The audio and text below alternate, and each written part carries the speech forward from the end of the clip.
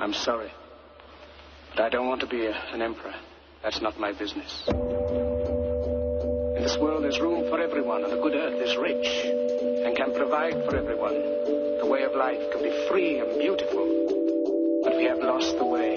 Greed has poisoned men's souls, has barricaded the world with hate. We think too much and feel too little. We think too much and feel too little. More than machinery, we need humanity. More than cleverness, we need kindness. Without these qualities, life will be violent. And all will be lost. All will be lost. Do not despair.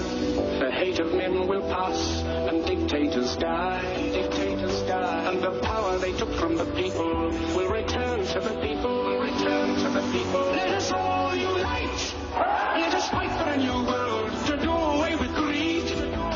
Now let us fight to free the world, to fulfill that promise. Let us all unite. Welcome, folks, to the Corporation Nation radio program. I'm Clint Richardson. It is Friday, the 7th of March, 2014. Welcome to the show. Just me today, actually. I have lapsed in getting more guests here lately, but and you know what that means? That means it's rant and caller phone calls time. So that's good. Before we get started today, though, I actually invited a gentleman named Drew in Canada who's on the phone right now. He's a listener, but he's also before Drew gets on, I want to thank him because he has been gracious enough to not only open a website, which is a long website, corporationnationradioarchives.wordpress.com, where he is duplicating the shows that we do and actually cutting out the commercials. But also he, when we had Sherry Edwards on the show about frequencies, he actually ended up going to her, taking her class, basically, and learning how to use the software. And so I've invited Drew to join me for the first part of the show today to explain what the heck's happening with that and how it's working for him, what he thinks he's going to do with it, and, his just all-around opinion. So welcome to the show, Drew. Thanks, Clint. I'm calling from Canada on a VoIP phone, so I'm sorry for the sound quality. Well, you sound pretty good, actually. Oh, good. I took Sherry's course last Thursday and Friday a week ago, and it's an amazing 2-day intensive course. You learn probably about 7 or 8 pieces of different software, and normally the cost is about $2,000 for the course, but if you talk with Sherry really nice, you can take the course for nothing, and it's incredible stuff. Did you actually go to Ohio to do that? No, I took it online. Online, okay. So you don't actually have to leave the comfort of your home.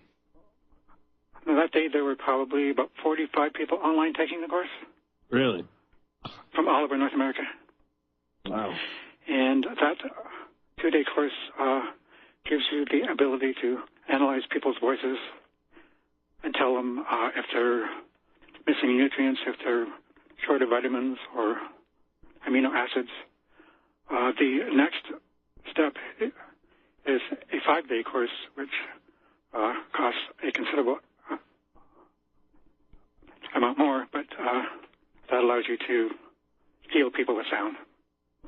But you really need the 2-day course first because you've got to find out what frequencies are all about and how to use it, and I don't want people hurting people, obviously. So by giving them frequencies that would hurt them. Sure, and there's a lot of frequencies, of course, out there. In fact, I was just thinking, after watching a couple documentaries on the music industry, and now seeing a few verses in the Bible that very much warn against the sudden change of music. Yeah. I'm actually really curious about the concept. In the last 60, 70 years, how much music has changed, how much we've allowed to happen to music to where at this point you have massive 30,000 people gathering in a stadium chanting, Satan, Satan, Satan, without even realizing it, basically. And boy, I've started listening to words a lot more in songs. But what I'm also listening to is frequencies, and I'm actually curious if anybody has ever measured what the average frequencies are that are coming out of the sound of the music industry. I'm curious how damaging it is, especially to put headphones on. Interesting question. Yeah, I'm really curious because I know a lot of for instance, the 528 frequency is actually a very dangerous and damaging frequency, but it's being promoted as the love frequency, and so there's just all this. That's Dr. A. True Arts. Horowitz, was that his name? Yeah, Horowitz. In his first book, of course, 528 is the love frequency, and well, yeah, he says that, but then in his first book, he called it something quite different. He said it was damaging to DNA and very harmful. So it's very interesting that I don't think most people out there who are quote unquote famous are really, looking at the best interests of people. But frequency is very dangerous, and people are playing around with it like it's, silly putty. So it's scary. Yeah, and I've always wondered, there are so many classic rock stations playing all those old classic rock songs. I'm sure there's something in those that is just over and over and over. And there are so many classic rock stations playing Stairway to Heaven and The Doors just over and over and over. And I'm sure there's something in there, but I'd really like to analyze that at some point. Yeah, well, like I said, I'd like to know the average frequency of what those songs are, because it's very scary. And of course, I've played guitar since I was 17, so I learned all those songs and sang them and played in a couple bands, and just the concept of that is kind of scary to me. Just everybody falls for it. And until you see some of these documentaries, like They Sold Their Souls for Rock and Roll, you really don't get it. You really can't fathom that this stuff is very harmful. And I'm afraid it's much deeper. There's a book out by a gentleman named John Coleman about the Tavistock Institute. Sure. And he claims that all of the Beatles songs weren't written by them, they were written by Tavistock, and they've got certain frequencies in them that were part of what was called the Aquarian Revolution. And I meant to program or something. Anyway. Yeah. Absolutely. And of course, their career started in, I believe, the worst kind of clubs too, sex clubs. Hamburg, yeah.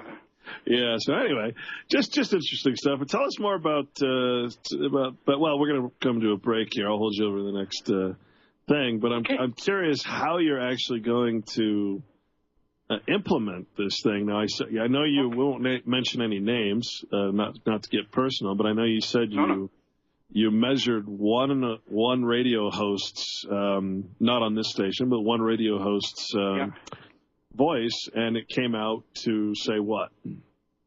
Oh, that he was missing certain vitamins and certain minerals. So I sent that to him and said, you really should look at this, because this is what the software says. And there's sort of I guess it's called a character and intent that you can look at too. So when a politician's speaking, you can look at that and see if they're lying to you. Not just by using logic. And that was the first thing.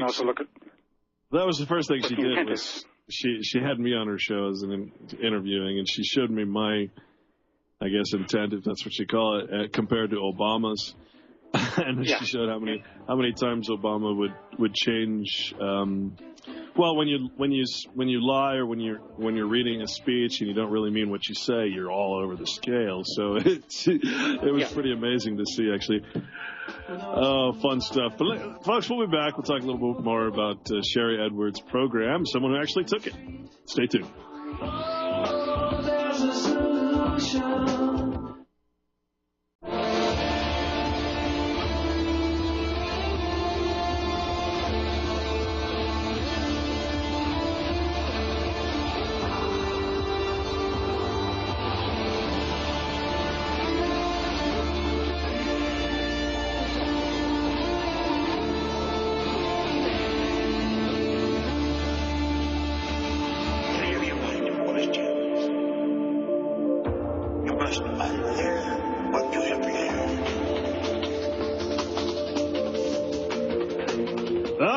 Welcome back.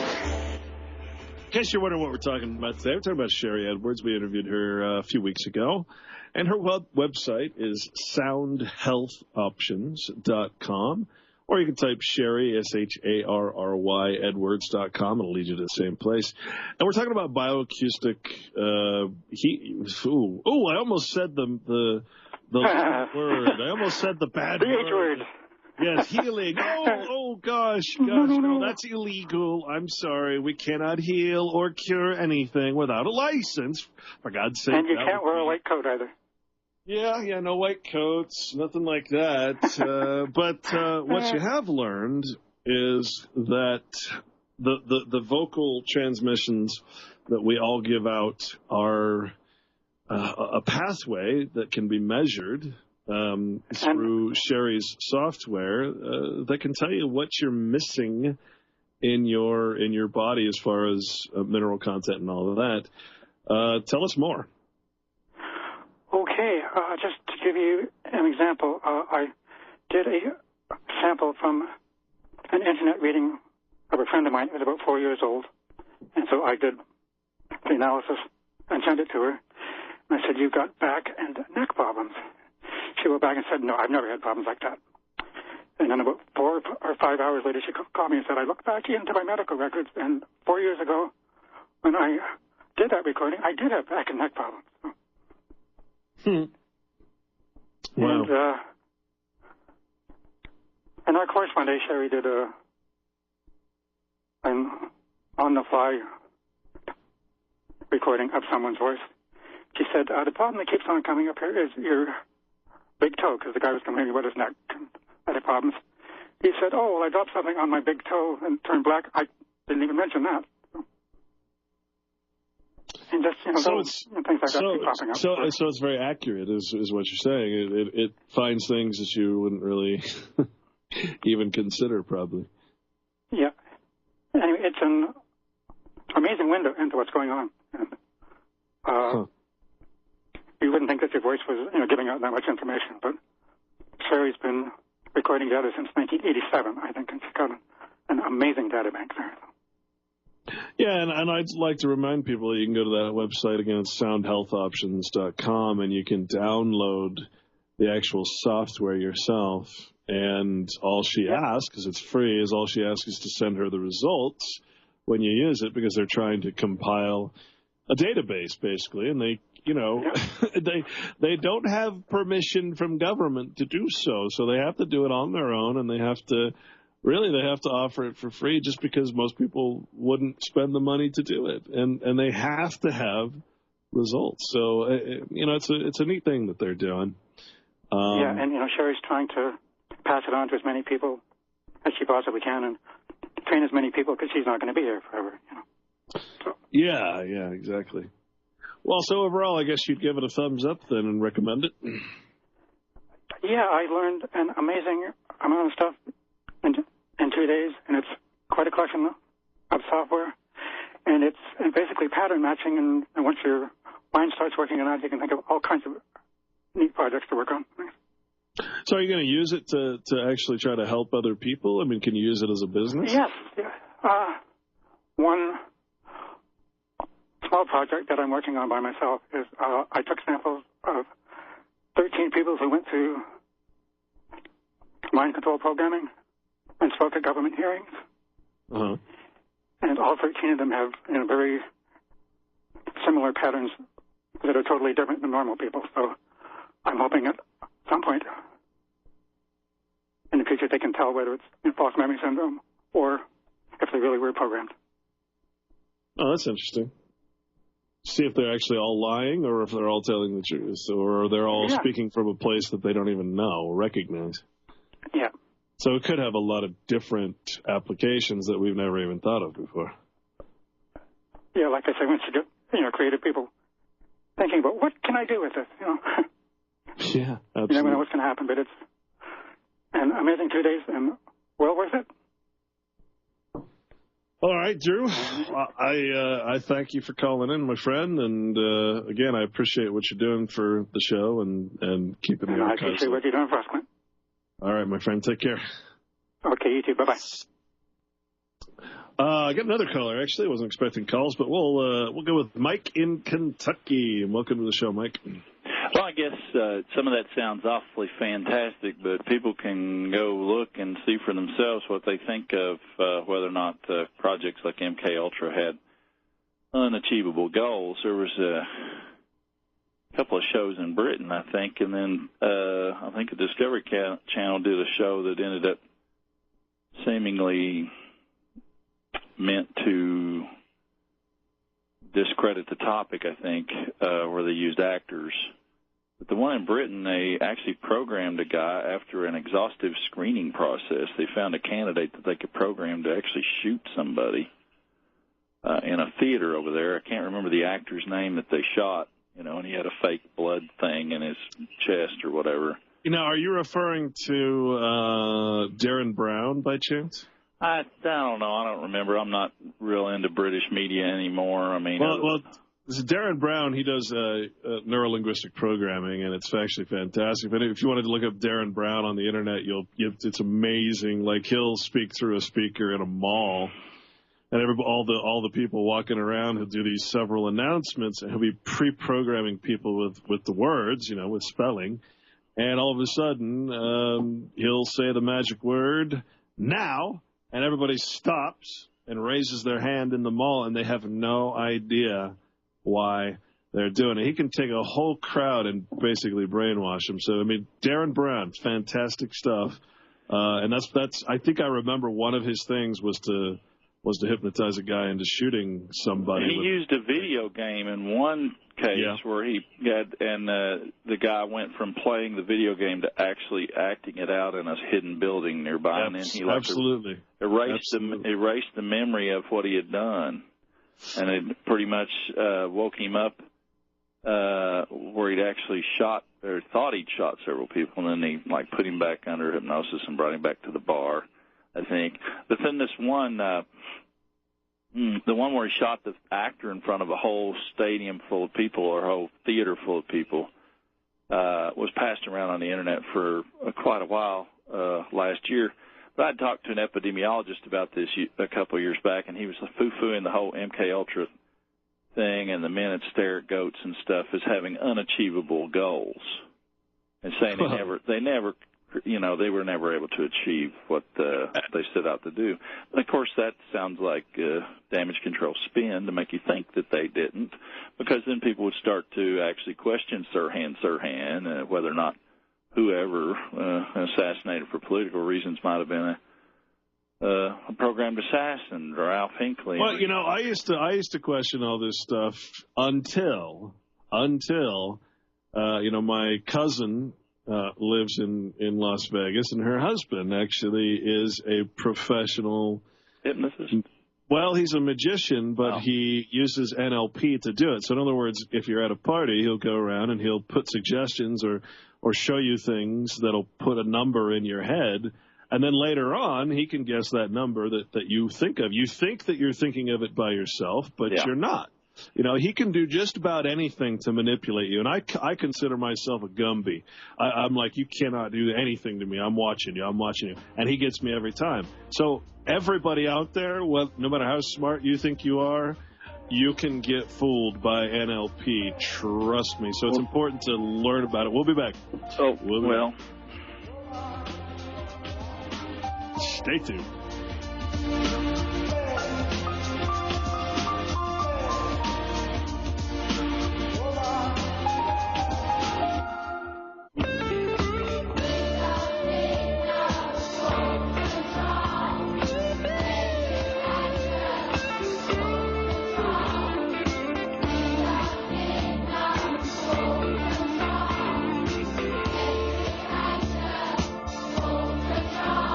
Welcome back, folks, to the Corporation Nation. TGIF, for myself especially, I need a break. I actually went up to the,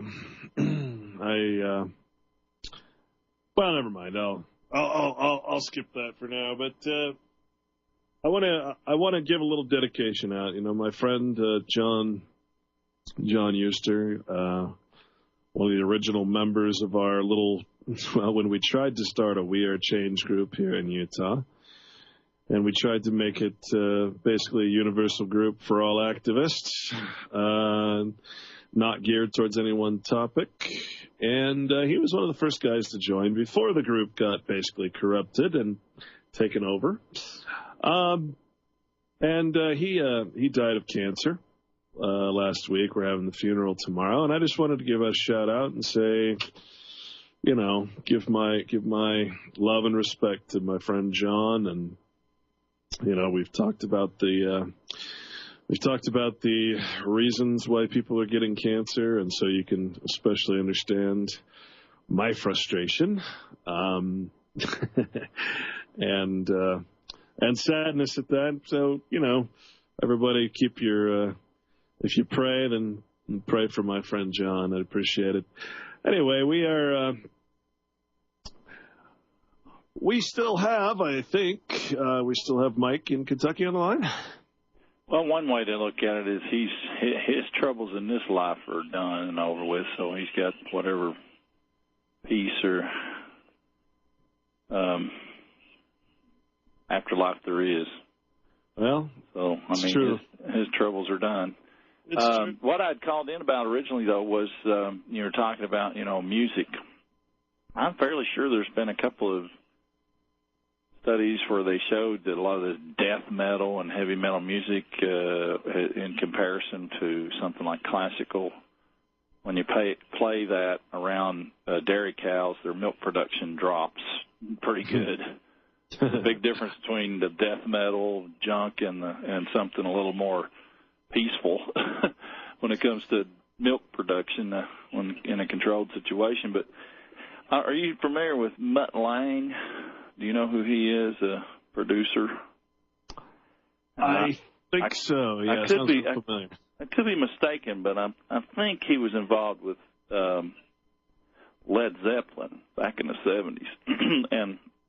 and you've probably seen the old DJs smashing records saying rock and roll has got to go, and you know, when there was like a backlash against rock and roll, and well, especially when the Beatles came out and said that they were more popular than Jesus, and exactly. All the DJs were saying, bring your records in and smash them up, you know, we're having a record collection. And there were supposedly messages backwards in the records, which I have to wonder how much of that was hype to sell records, because you had a lot of little old, you know, groups of church-going folks trying to play the records backwards to see if they could find any hidden subliminal messages and da-da-da.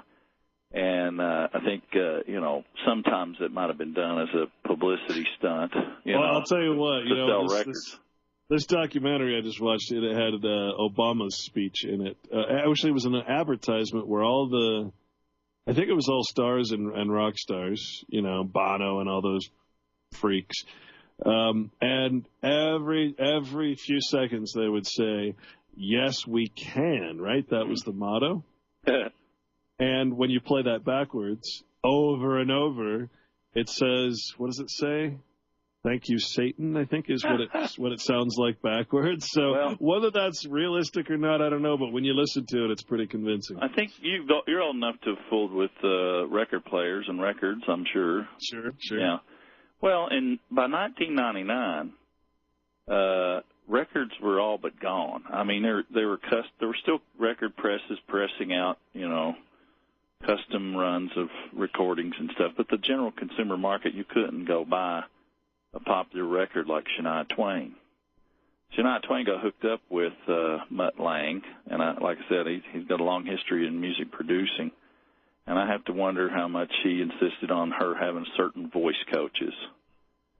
They did a kickoff to her tour in 1999 where she's prancing around on the Dallas Cowboys stage in Dallas, Texas. And, of course, that's a pentagram within a pentagram within a pentagram. It was like 3 different 5-star. And I happen to have a VCR, professional quality VHS VCR, and an original 3/4 tape, broadcast quality cassette of that. And so I copied it over to SVHS because I curiously noticed that at the beginning and the end of that video, the same shot of a helicopter or something flying over the stadium, twisting the pentagram on that stage. It was the flyover at the beginning, twisted it one way, and at the end it twisted the other way. Now, not very many people have a VCR that can play stuff backwards at exactly 1 times the speed. I happen to have one, and you couldn't buy any records that you could at that time to do this with the backmask it. Maybe you could get a cassette tape and somehow flip the tape around or something to get it to play backwards. Yeah, in a 4-track recorder you could do that. But once I noticed that there were some words that popped out of her lyrics played backwards, I copied the whole thing, and it's got some pretty wild stuff in it. I uploaded that in 2008. I originally played it on, a couple of times for people, probably in 2000, 2001, once I noticed it. But, having somebody show me in the late 80s, I had never heard, that you could take that Stairway to Heaven song and play it backwards. And in the middle of nowhere, out of the lyrics, they say, if there's a bustle in your hedgerow, it's a long road or something like that. And you play that backwards, it just pops clear as a bell out of all the gibberish. It just pops out clear as a bell, Satan, sweet Satan, 666. And how in the world they got bustle in your hedgerow to come backwards to be 666, 3 different words, it sounds nothing like it could do that. Well, if you listen to Shania's Rock This Country Forward, it has some overtones of, fornication or whatever, and it's appealing to very young girls. And it's talking about having a brown-eyed boy and a blue-eyed girl really go psycho, give it a whirl, and she's spinning, like the sign that people make when somebody's crazy. She's spinning it backwards around her ear and really go psycho. And it's like there's all these hints to play this song backwards from the video and the lyrics, and when you play it backwards, it's got several phrases in there. One of the weird ones is, this hag has no words. But I can barely eat. This hag has no words is one of the phrases. But it also says, get on line with your life and keep on living. God's forgiving. This is some of the phrases it says backwards. I've got it posted under Backweird, and I spelled weird wrong. Shania Backweird and WEIRD. There's a short version and a long version with annotations if anybody wants to look it up. If the videos aren't monetized, I'm not selling anything, but it's something to ponder there about whether or not and why they would do this in 1999 when very few people could actually play this backwards and hear some of these lyrics. And it's important to understand, too, that we're talking about things like the pentagram. It doesn't matter which way you put the star. If you're drawing it so that you have the pentagram in the middle, the 5-sided figure, like you said, a pentagram and a star and a pentagram. Well, guess what? I mean, it's a universal symbol, so it represents that. Kind of represents an infinity, because you can put inside of a star, let's say you have a big star, you can put to infinity, to the smallest common denominator, microscopic and beyond, you can put as many stars, star, upside down star, star, upside down star in the center. So it's a symbol, it's very old, ancient, it has a lot of meaning, a lot of Masonic overtones and all of that stuff. So, and it's, whether you see a star or an upside down star, it's pretty much representing the same thing. In fact, the 5-pointed star is actually the same thing as the 6-pointed star when you do a little research into the fact that the six-pointed star is the Seal of Solomon. I walked into a smoke shop that was selling pipes, for tobacco use only, of course. And they were selling it was a really cool but evil six-sided star. And I asked her, she was a witch, turned out, a Wicca. And I said, this is the Seal of Solomon, right? Not the Star of David. And she said, oh, yeah, absolutely. We don't, none of that BS. This predates Judaism. We'll be back, folks. Stay with us.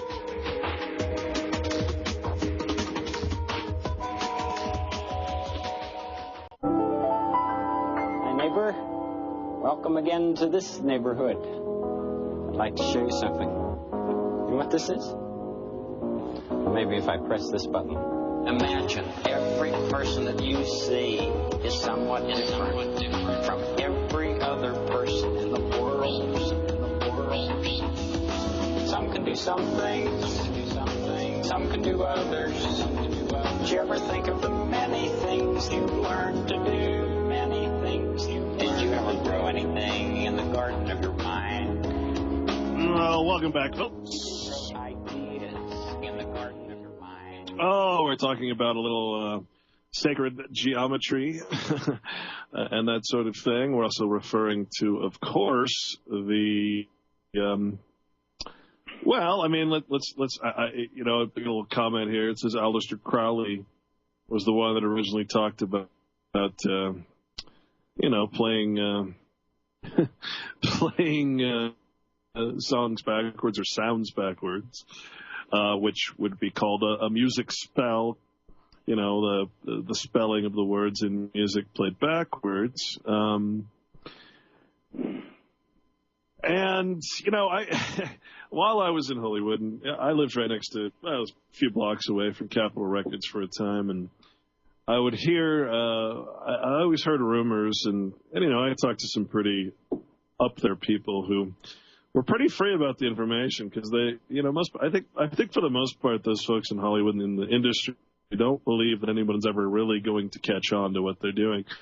And they told me about each of the major labels, record companies have temples or rooms specifically designed for casting spells, if you will. I don't know how exactly to put that, but later on I heard an interview with David Crosby, and he actually confirmed it. But they print out the gold CD. And the gold CD is what they print all of the other CDs from. And so they take that golden CD, the original press, and they do some weird ritual in the room, and they I don't know how to explain it, but I'm more 99% there with believing it now after I've heard several folks confirm it and talk about it. So it's freaky. It's scary to think that this is actually going on, and then of course to hear the words from their mouths, the people who sing the songs, that their whole goal is to subvert youth and to subvert culture and and of course, again, that's exactly what it says about music. That it can change an entire society. And let's face it, that's exactly what happened. We had to go incrementally. But, I'm beginning to think, the no offense to the people who believe that they changed the world through taking drugs and going to Grateful Dead concerts, but I'm beginning to think that was one of the most foolish generations that has led to an even more foolish generation of useful idiots, which is my generation, because I believe that they were fooled into thinking that they started a revolution, when in fact, as we've discovered, especially through Jan Urban's work, the whole thing was contrived. All of those drugs were supplied by the CIA. This whole thing was a massive mind control experiment, and in changing the sound of the culture, in introducing frequencies, my theory, in fact, is that the reason that music became artificial, in other words, they introduced what's called the synthesizer, synthesizing music. No other instrument can play a sound or a tone with perfect computerized accuracy as a synthesizer. And so you've got all these background and undertones that are probably very dangerous to human health and are very hypnotizing and very, just damaging in more ways than we can probably imagine. So I think that whole time period was geared to simply undermine the entire structure of society. And it's a very hard thing, I think, for people to admit, because I think a lot of us, I can tell you the words of just about every classic rock song there is. I've got all the Rush albums. I've got all of the Pink Floyd albums. I've got all of that stuff. And now I'm learning, a little bit of truth about it. And it's painful to think that I maybe shouldn't be listening to that stuff so much. Anyway, what else you got there, sir? Well, don't call me sir. I've held the original 1822 hemp paper published 1822 original 13th Amendment. So I try to stray away from titles of nobility. We're all peers on this side of the pond. Good point. So anyway, once you hold something like that in your hand, it kind of puts it in your mind like that's undeniable. But anyway, I've traveled to a certain undisclosed library and found 2 copies of that 20 years ago and said, oh, these guys on shortwave radio are not full of junk after all. But anyway, I think there's something obviously spiritual going on, and Jewish mysticism is probably involved. And, I mean, it's very, a lot of people will bless their house. So why wouldn't these guys bless their records that they make, their CD master copies, with the whatever they believe in. They're gonna probably try to gather favor with whoever they think's in charge ultimately. But I do think there is an agenda there, long-term agenda, like you said, to undermine the people that are blessed with all this cattle. You look at the Old Testament and the signs that the tribe of Israel was blessed, and America certainly has had that. We've had the blessings of providence, and we had a firm reliance on that in our founding documents. The Declaration of Independence, of course, mentions several times the firm reliance on divine providence. So that tribe who thinks they're chosen ones, are extremely jealous, I think, and are out to undermine us, whether they are actually Edomites or not. And I've thrown a few people for a little bit of a loop without a real response by asking that question. If these be the last days, who are the Jews that say they are Jews but are not? And if and what is the strong delusion? If these be the last days, and they can't answer. They can't answer that really because they're couched in this. We can't doubt that the state of Israel is true. No, we're taught not to question that. It's interesting because we call you can call it the last days, or you can call it what a lot of authors and researchers are calling it, which is the 5th extinction. We're losing species at such an alarming rate at this point, 200 to 300 species a day, that at some point, what's going to happen here? So and the other point about this, and I probably have to carry this over in the next conversation. I'll say thanks for the call. We got a couple more calls lined up, man. Thank you very much, and we'll get to our other callers after the break. But I had a friend. He said the most brilliant thing, and he's not one of these people that would come up with this. But he said, here's how you tell that these people are full of crap. Here's how you tell that the so-called Jews, the ADL, the AIPAC, how do you tell that they are full of crap with all their stories, all of their suffering, and all of these people who are in charge, that's who I'm talking about, all these people. How do you know that they're full of crap? And, man, when he said this, I was floored. Here's the deal. Now, we've talked over and over about the emergency powers of the president, that actually does create a dictator. This is why he's writing all of these emergency declarations, all these executive orders, presidential directives, and all that. The same exact power to a T, without any hesitation and without any difference. Guess what? That was taken by Hitler. That's how Hitler came into power. So why is the entire Jewish population not completely up in arms that the President of the United States has done exactly what Adolf Hitler did and taken complete control beyond the Constitution, suspended the Constitution? Why? Why has the Jew or the Jewish lobby, which is the powerful, richest lobby in the world, not been up in arms? Why? I'll tell you why. Because they're the ones doing it. We'll be back, folks.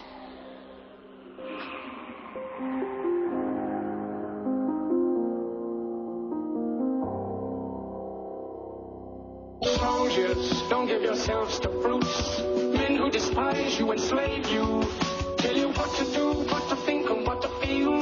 Who drill you, diet you, treat you like cattle.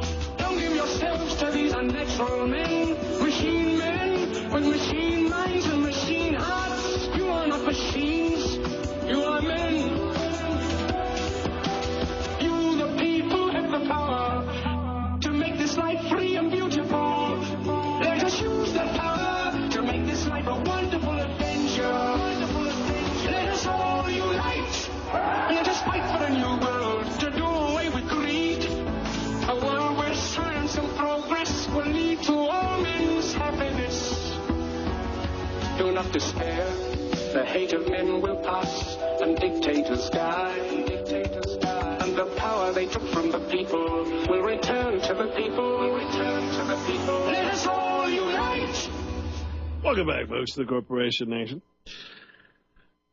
Oh, we get to our callers in a minute, but, seriously think about this for a moment, because this is what we were talking about over a game of backgammon and coffee. We were saying, imagine if actually the people, instead of, always saying, oh, the Jews, they're doing everything. Jews are the problem. All we could do is sit back, be slaves, and talk about how the Jews have enslaved us. Yeah. I'm so tired of hearing that. I mean, do something about it, So we were talking about it, and we're like, what if people actually started making a huge spectacle, a huge media spectacle, if you could, if it's possible, to say why, a campaign saying, why is it that these people who've settled in this country, and remember, we're only talking about 1% of the population, 1.4% of the U.S. population here, okay, which is a lot of people, millions, 5 million or so people, right? So wouldn't it be great if you folks out there who are always complaining about to come up with a campaign saying, well, why aren't you, this should be the number one subject for anyone in this country, but especially the so-called Jews who were so persecuted because in Germany, Hitler became a dictator.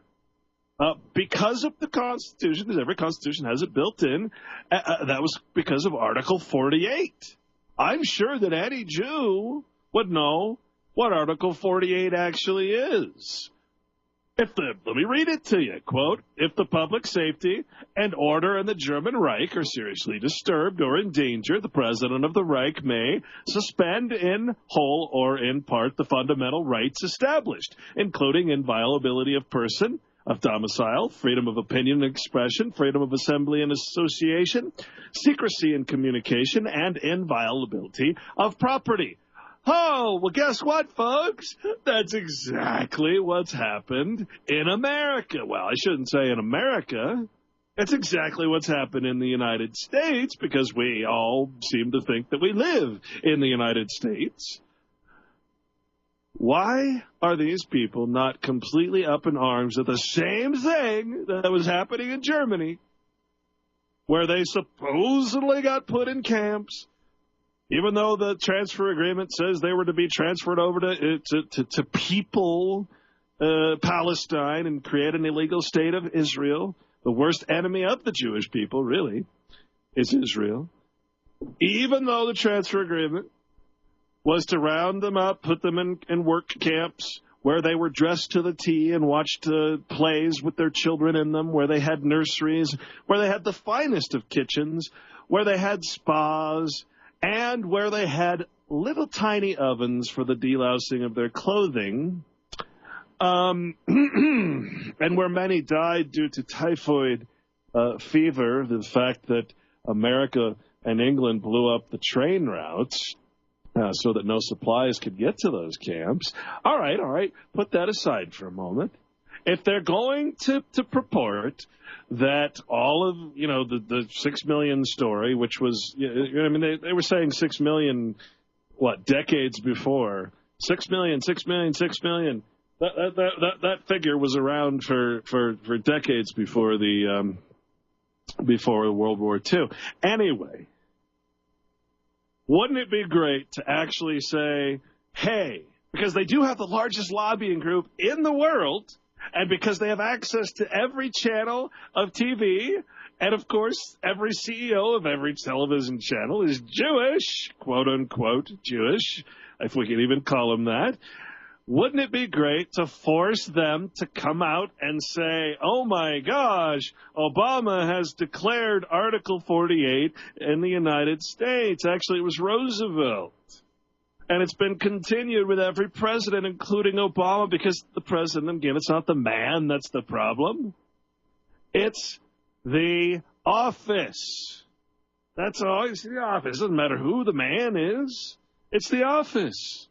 It's the corporation's soul passed on from one bloodline member to the other. Quit blaming the Jews. Again, for all my listeners, I'm going to ask you, I'm going to request from the bottom of my heart so that you understand what's happening to the children of Israel and the children around the world. Please watch the movie Defamation, made by an Israeli Jew, if you will. Watch the movie Defamation to see how these kids are taken on a whirlwind tour of all the rebuilt camps, and they're shown balls of hair, and they're taught to hate German, or i.e. white, blonde-haired, blue-eyed people. Watch it. Okay, this is Jews, quote-unquote, are not the enemy. And you know another way to really look at this? Because I found this wonderful article, and it's horrific in its content, and yet so ironic. Because, they've been using depleted uranium weapons over there, constantly bombarding Palestinians and Palestine. I kind of refuse to call it Israel, but we'll say Israel. They've been bombarding these people with depleted uranium. What's happening? It's causing massive birth defects. It's causing people not to have children. And guess what? It's doing the same thing because it's carrying over into the apartheid state of Israel. It's doing the same thing to the Israelis. All of those Jews that have been paid. By the way, they are paid. They're offering the Iranian Jews $25,000, not dollars, but whatever, to relocate to Israel. They don't want to because they identify themselves as Iranians. They are Jews, but they are the whole thing that all Jews are horrible and bad is ridiculous. Anybody can be brainwashed. Anybody can be MK Ultra. This is what's happening. So for you folks, so you got a whole, you got all these Jews over there suffering the same plight as the Palestinians when it comes to radiation exposure from the depleted uranium weapons that America makes and gives to the Mossad and to Israel. I mean, talk about poetic justice, if you will. But I'm here to tell you that most of those people are just useful innocents. I don't care what your stupid opinion is about these people. Again, watch the movie Defamation. That's what it's called. You can find it free on YouTube. Understand how kids are being brainwashed. They don't identify themselves as anything until suddenly they're shown an artificial history. They're shown things that didn't actually happen, and suddenly they become, quote unquote, a Jew. I'm telling you, folks, they are just as useful idiots as we all are, because we've accepted the status and we've accepted this government. We've accepted the powers that are being forced upon us. We consent to it. The fault is our own. We cannot continue to say, I mean, is it even logical? Is it even logical at all to say, well, the Jews did this, therefore I'm going to sit around on my butt, listen to radio all day, and not do a thing about it? Is that logical? Is that a reasonable response when 1% of the population, or 1.4% of the population, is controlling the other 99? I don't think so. All right, that's my rant for the day. We'll be back.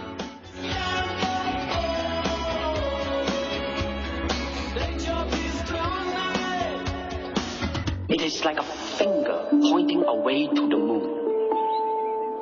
Don't concentrate on the finger or you will miss all that heavenly glory. Empty your mind, be formless, shapeless, like water, like water, like water. Water can flow or it can crash. Be water, my friend.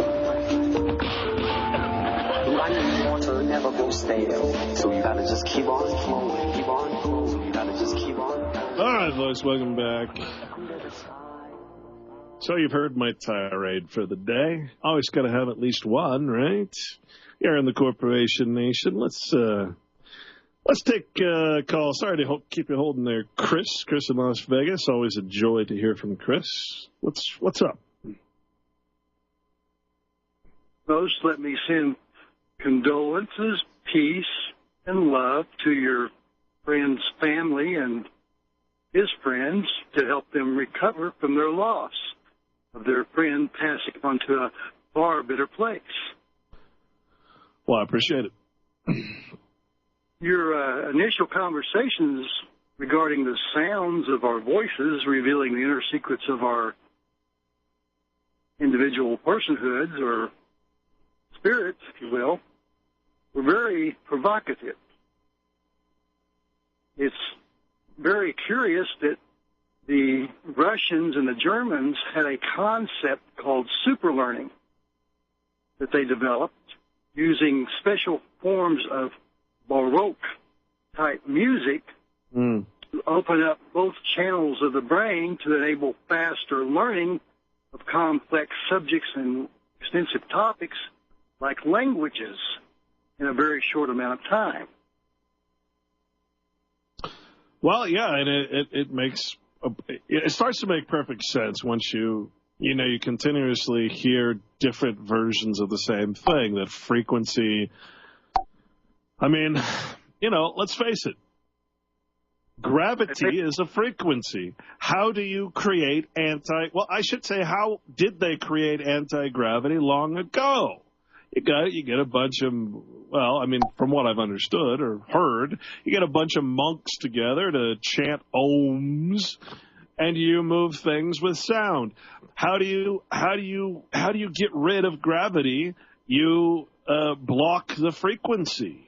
It's all it is. And I've seen this done. I mean, Michael Tellinger showed videos in his lecture online where they're throwing a certain frequency.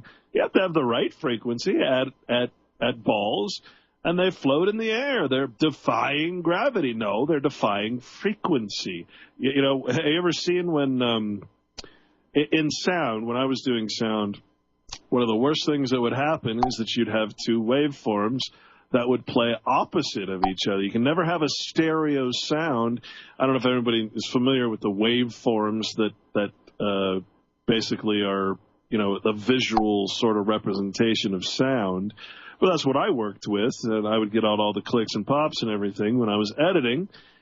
And if the top or the left speaker was playing a sound that was a positive, so when the sound of the speaker, when the speaker pushes out, that means that the frequency that's visualized is going up. It's a curve up. When the speaker is compressing back in, then the line is down at the bottom. So the lines basically represent up and out, in and out, in and out, and out of the speaker. It's pretty fascinating. This is why when you see a bass tone or a really low frequency, the representation of it stays down below the line until it goes back up, and when the speaker is playing a very low frequency, it's moving in and out very slowly.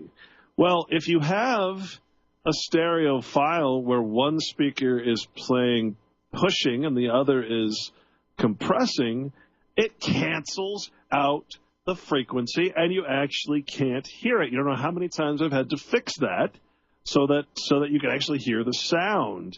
And this is basically what cancels out gravity. It's fascinating.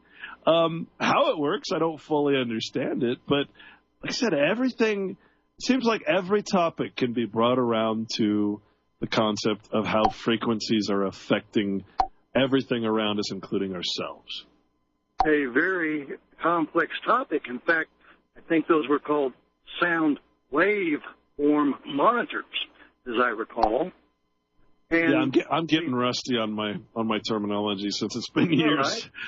Right. Well, and if we think about the mesons or perhaps the mosons, the sounds of Moloch being the sounds of silence that was immortalized by Simon and Garfunkel in their tome of that name that had such a happy melody to it, but the words were very dark and mysterious if you listen to them. Hello, darkness, my old friend. I've come to talk with you again. About a vision softly creeping that left its seeds while I was sleeping. It's very much like Edgar Allan Poe in his The Raven or some of his other songs. I've even heard talk that that's one of the songs that they play for people who are. Well, you remember the movie Telephone? Yes. That's one of the songs they play for people who are MK Ultra. I can't prove that, but that was from a pretty good source. Well, and you even go back to Jim Morris, The Doors, and his Riders on the Storm, and some of the other esoteric songs that he supposedly penned, which I think were written for him to put to music to get his fame. And, of course, he lost his soul early. The sounds of silence, the sounds of Moloch, where they operate in the darkness and in silence by symbols, signs of Baal. It's very, very deep and hidden away from most of the unenlightened who don't seek the truth and study to find the truth. Welcome to America. Indeed. An Illuminati dreamland. Yeah, isn't it though? Oh, yes. Very much so. Well, thank you so very much for letting me participate again tonight. It's always great to share with you and your listeners. Hopefully we inspire them to actually use their brains besides a place to park their hair or not park their hair and think. Yeah. Yeah, it's we can hope. We can hope that I just wish people would I wish people would actually sit down and just do some reading other than fiction and even the nonfiction stuff that's out there. The stuff we call nonfiction is mostly fiction, unfortunately, especially the stuff that comes from the Patriot movement. So I just wish people would read more of the the stuff that no one ever reads, the patents, the law, the U.S. code, all the treaties, I don't know, all the stuff that actually means something instead of reading the opinion of it. I don't want people to listen to my opinion on things. I want people to go see for themselves, you know, and I find nothing more fascinating than reading patents. I got to be honest. That's my favorite thing to read, because in a patent, they must admit everything. They must admit everything that's already been done so that they can prove what they've done is new. You want to get a revelation like you've never seen. Gosh, just go look up the patents for whatever subject it is, whether it's geoengineering, mind control. It's all there. They have to admit it. I mean, it's like the most wonderful tool, because it's a requirement and they have to reference other studies. You can look up those studies, and of course their idea has to be unique, which means novel. It has to be brand new. You can't patent life without creating it differently than the previous life. I mean, and they have to talk about things. I wish, if one thing I wish people would read is our patents, honest, and CAFRs, of course. Oh, So, after the break, I've got something for you on that. all right, then, stick around. We'll be back, folks.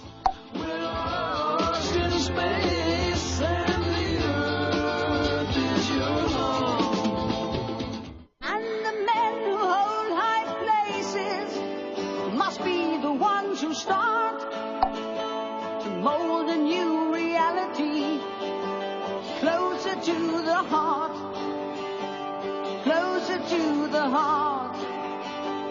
Blacksmith and the artist reflected in All right, folks. Welcome back here in the Corporation Nation. Wanted to say hello to everybody in the chat room. You can find our chat room at corporationnation.chatango.com. That's CHATANGO.com. Type it in and you'll be there. You can be anonymous, or you can give your real name, or you can be a fictitious person, whatever you want to do. It's fun, and there's some really good information that comes up. Good links, good videos, good people. So, Chris, what were you going to say? What were you going to say? Well, to your point, well taken, we do have the right of self-determination. Yeah. But more importantly, you're talking about enjoying reading patents like I read law. It's become very clear to me that this whole illusion of law and patents, if you will, the Patent Office, the Police Internal Affairs Board, the court system where they provide you with a attorney to represent your interest into the interest of the court, are all pre-discovery scams where you, under the illusion of protecting your information by imparting it to a third-party individual or agency that's going to look after your interests, really converts it to their own. And then they claim jump your information, or in the pretender defender's case, he gets your secrets and he runs around to the back hallway, to the back office of the judge's chambers to share it with the judge so that she knows what you've got against them. Just like Internal Affairs finds out the evidence that you've got against them to mitigate the liabilities of the county or the city, the entity that you're trying to assault. Whenever you turn it over to the police, they're supposed to investigate themselves. Yeah, it's funny. It is funny. And what I get a real kick out of, and of course, I went in one time and I had this great idea, and what really upsets me is I saw my idea come into fruition just here recently, but I had it, 10 years ago, and I went into one of these companies, oh gosh, I remember their advertisement was a caveman and a wheel. That's all I can remember, but they're pretty much all over the place, and they say, we'll help you patent your idea, and now I realize it's a front for government, because if you patent your idea, you're giving your idea away. You're registering just like any other property. You're giving it to government. Do you know how many people I know, including Walter Burien, by the way, who patented the very cell phone that you hold in your pocket? He had He had the patents on that, and they just went around him. He's now got the patents on the Mac cell phone, and they're going around him. They're creating a new technology. I mean, people lose their fortunes by giving government their ideas through patents. It's almost as insane as putting your money into a bank and trusting a bankster. Yeah. I mean, the whole system is pretty ludicrous when you realize that it's all based on this registration thing where, and we see what does registration actually mean? To stratify one's property in the nature of the Regis. Yeah. Thank you so much for letting me participate tonight. I'll let other callers play through, or you can finish your show at your leisure, Clint. Bless you and RBN. All right, my friend. Take care. Good times, yes. I don't know if I have other callers, but you are certainly welcome to call in today. I think I had Dave in New York, but I think he's gone. Do we have Dave? He dropped. All right. Dave. I'm sorry, maybe I'm not a good host because I let my callers speak their mind. Maybe I should hang up after 2 seconds of the when they talk like other hosts and try to get every caller in. But I don't like doing that. I like having conversations, so I apologize. I can never remember off the top of my head what the call-in number is. I know it's 1-800-313, but then I can't remember the last 4 digits. Isn't that funny? I can remember so many things. What is it, board op? Break in. 313-9443. 1-800-313-9443. I know that makes me sound like a goober, but that's okay. Because guess what? You don't know me. That's just my reputation. It's not really me. Well, I feel a little crazy today. Maybe it's the thought that a buddy of mine just died. I don't know. It's just kind of disturbing. So, we've talked about this whole emergency powers thing. But there's also another part of that. And again, a gentleman named Eugene Schroeder and a bunch of other researchers wrote a thing called the War Powers Act. And they said I was sort of revamping it and verifying and adding to it. And one of the things they talk about is, well, by the year 1917, the United States was already heavily involved in World War I.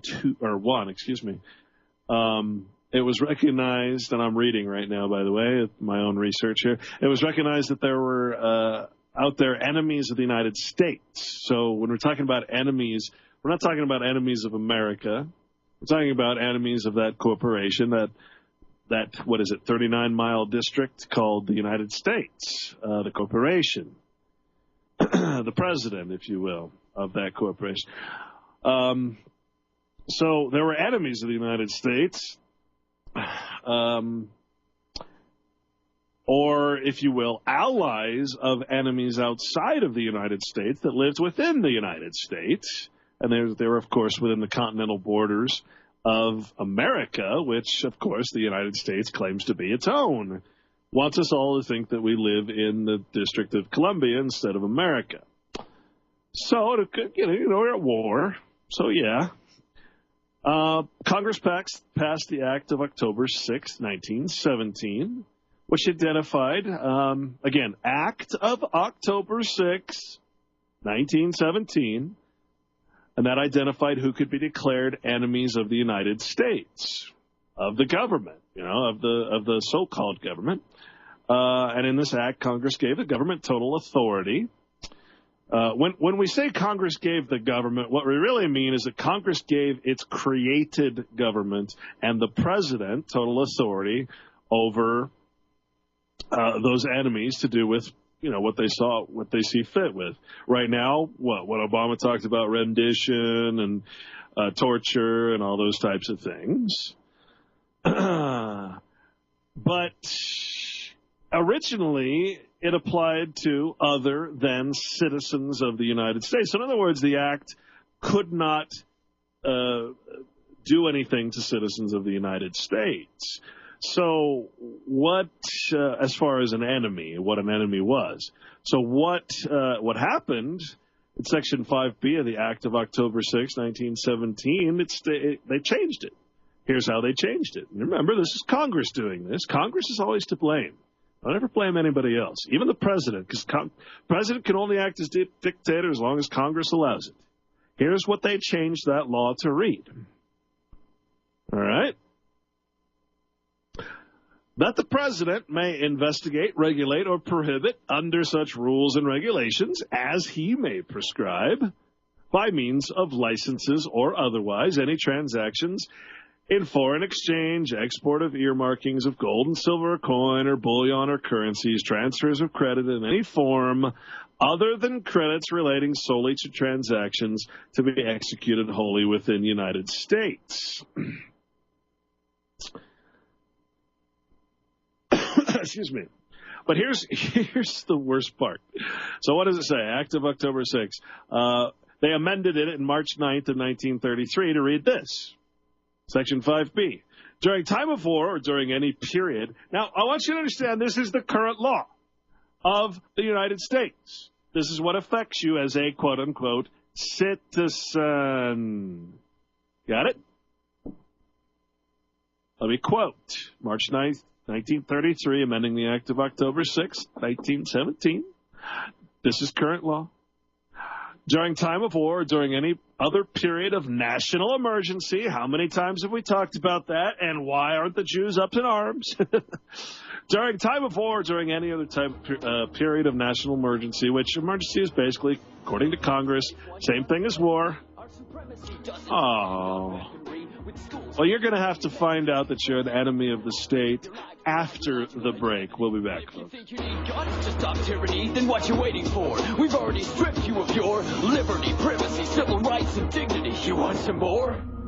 Did you see the frightened ones? Did you hear the falling bombs? Did you ever wonder why we had to run for shelter when the promise of a brave new world unfurled beneath the clear blue sky? Look, Mummy, there's no place. Chaos theory, hurricane control, advanced clouds, massive ionospheric heaters, storm-absorbing supergel, nanoscale weather machines. All of these technologies exist in some form today. Look, Mummy, there's no plane up in the sky. All right, thanks, Walter. See, I listen to that song and I think, I tried to turn these songs into something positive, something fun, something good. It's hard to think of them as as evil, like I've changed them somehow into something good. So I'm gonna keep them because when you can make something bad into something good, hey, that's great. So how in the heck, as far as commercial, monetary, and business transactions were concerned, which unfortunately in this country is basically everything you do, from driving to anything else, because of course they require a license to wipe your butt at this point. Excuse me, I hope butt is a word I can use. I meant cigarette butt, by the way. Here's what it says. Act of March 9th, 1933. Again, this was when Roosevelt declared himself a dictator. Well, Congress declared him anyway. The office, not the president, not the man. Here's what it says. During time of war or during any other period of national emergency, which we have today, declared by the president may, through any agency that he may designate or otherwise investigate, regulate, or prohibit under such rules and regulations as he may prescribe by means of licenses, driver's license, or otherwise any transactions in foreign exchange, transfers of credit between payments by banking institutions as defined by the president, and export, hoarding, melting, or earmarking of gold or silver coin or bullion or currency by any person, that was what's added, within the United States or any place subject to the jurisdiction thereof is now an enemy of the state. You see, they made it, what they changed was, what did it say before? It said, except citizens of the United States. What this did is that it made any person within the United States or any person subject or place subject to the jurisdiction of. Basically, that means everybody is, by default, an enemy of the state, and you're sitting there waiting to be caught being an enemy. So, you drive, you're in commerce.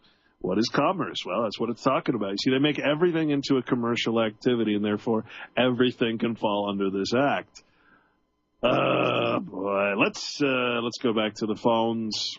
We have Jim in Idaho. Welcome to the show, Jim.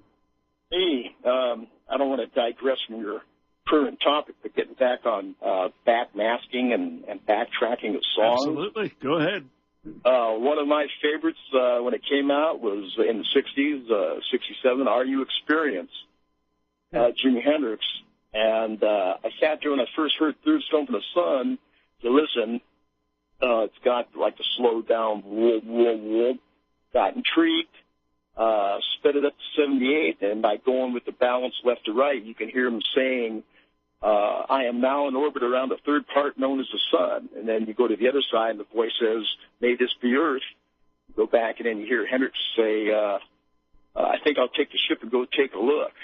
Oh, no, it says positive. It is known to have some form of intelligent species over. And then you hear Hendrix, when you go back to the other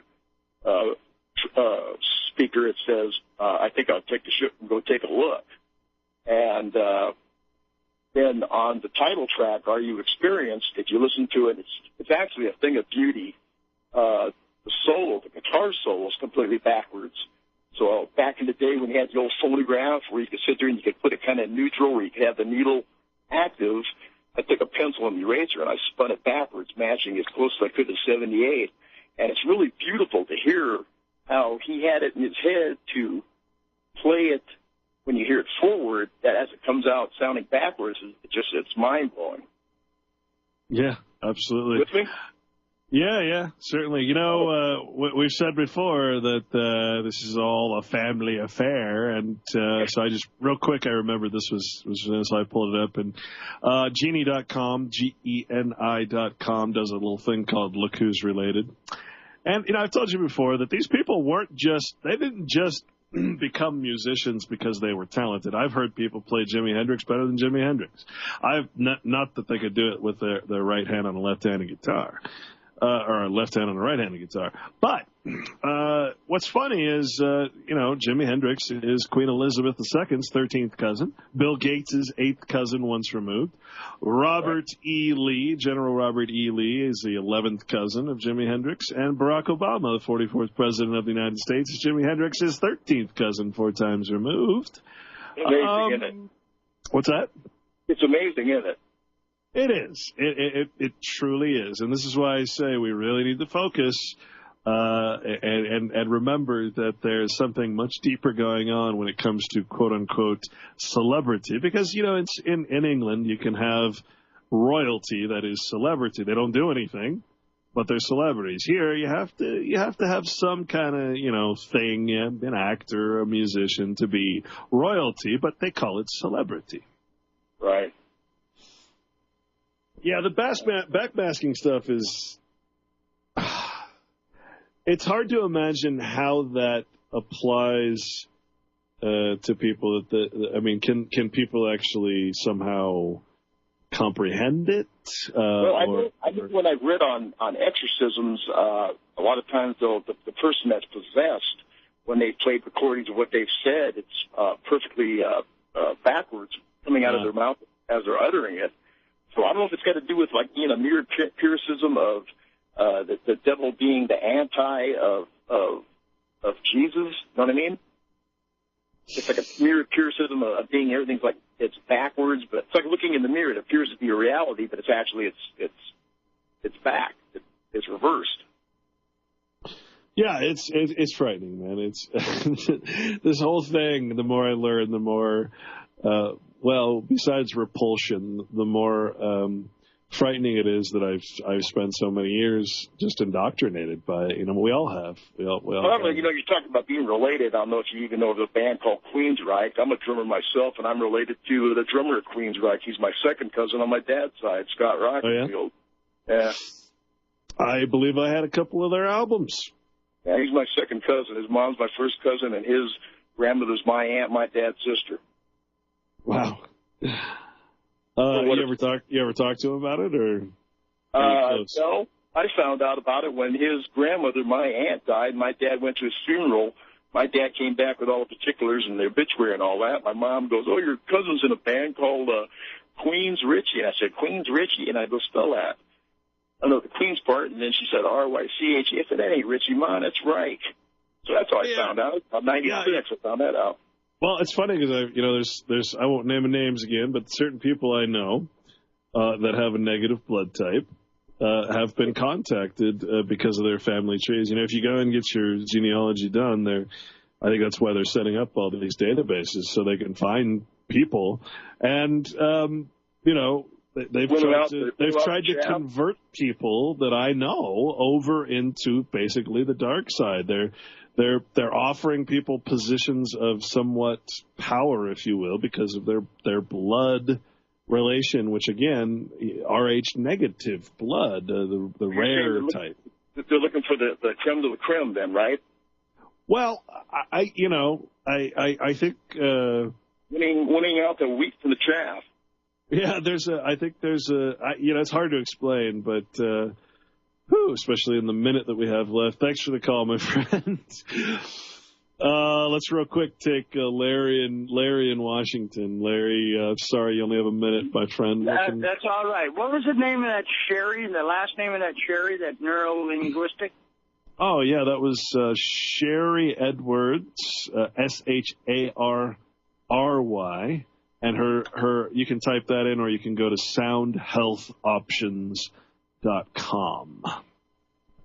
Okay. And if you go to my archives, you can actually listen to the interview. It was that's on your website. It was the 7th of March, in fact, when we did that, and that's Corporation Nation Radio Archives.wordpress.com. long website. Okay, on Criminal Minds last night, they had a gentleman living in the tunnels of Las Vegas who utilized neurolinguistics. Yeah, I'm gonna have a guest here. I have a personal friend who used to work at the same radio station I did here, and after I got kind of canned from the station by the ADL, he actually started. So I'm going to get him on to talk about neurolinguistic programming. His name is Jake Shannon, jakeshannon.com. We'll talk to you soon, folks. Join Monday. Take care. Stay tuned for Bob Tuscan.